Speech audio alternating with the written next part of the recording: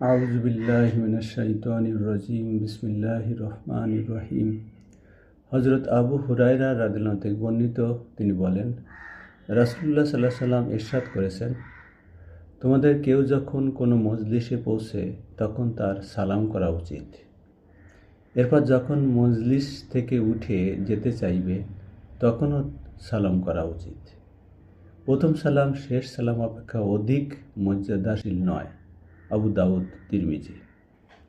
সম্মানিত দর্শক শ্রোতা, আসসালামু আলাইকুম ওয়া রাহমাতুল্লাহি ওয়া বারাকাতুহু।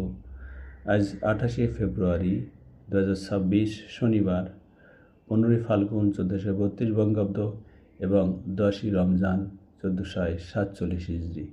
আমি আপনাদের সামনে রিয়াদুস সালিহিনের দ্বিতীয় খণ্ড থেকে 870 নম্বর হাদিসটি পাঠ করলাম।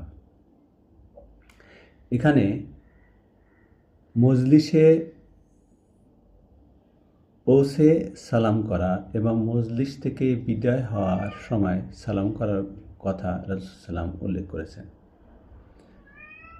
অর্থাৎ সাক্ষাতে এবং বিদায় উভয় সময় সালাম করা উচিত। আল্লাহ পাক আমাদেরকে হাদিসটি স্মরণ রাখার এবং সে অনুযায়ী কাজ করার তৌফিক দান করুন, আমিন।